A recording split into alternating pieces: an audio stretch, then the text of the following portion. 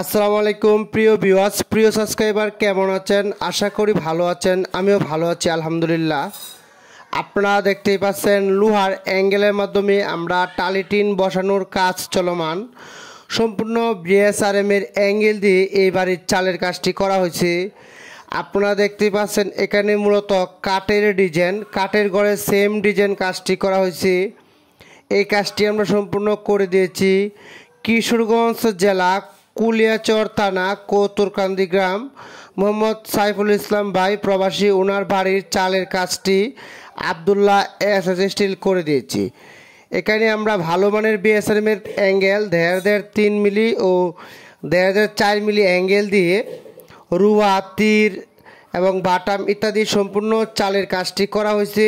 Same কাঠের বিকল্প লোহার অ্যাঙ্গেল দিয়ে বাড়ির কাজগুলো আবদুল্লাহ এস স্টিল করে থাকে সারা বাংলাদেশি। আপনি চাইলে এরকম বাড়ির কাজ করাতে পারেন আবদুল্লাহ এস স্টিলের মাধ্যমে। আমাদের ফোন নাম্বার ভিডিও স্ক্রিনে দেওয়া আছে। আমরা এই ঘরেতে সম্পূর্ণ টালি টিন লাগানোর কাজ রানিং চলমান। এই ঘরের সম্পূর্ণ ভিডিও দেখতে আমাদের চ্যানেলটি সাবস্ক্রাইব করে পাশে থাকা বেলটি বাজিয়ে দিন। লাইক করুন, কমেন্ট করুন এবং শেয়ার করে আপনি এই ভিডিওটা সবার মাঝে ছড়িয়ে দিন। এখন আমরা এখানে যেভাবে টালি টিন ব্যবহার করা হইতেছে তার পাশাপাশি জালট আছে, ওটাতে ময়ূর আছে এবং বাড়ির কুনাইশ ইত্যাদি হিটপুম সহকারে ভালো মানের স্ক্রু দিয়ে এই ঘরের চালের কাজটি নির্মাণ করা হচ্ছে।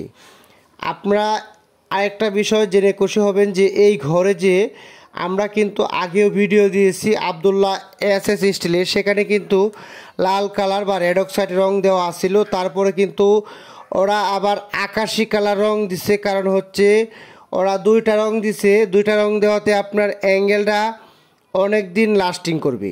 এই জন্য আপনারা চাইলে এরকম ভালো করে লোহার অ্যাঙ্গেলটি রং করে নিতে পারেন, তাহলে আপনার অ্যাঙ্গেলটাতে সহজে মরিচা আসবে না।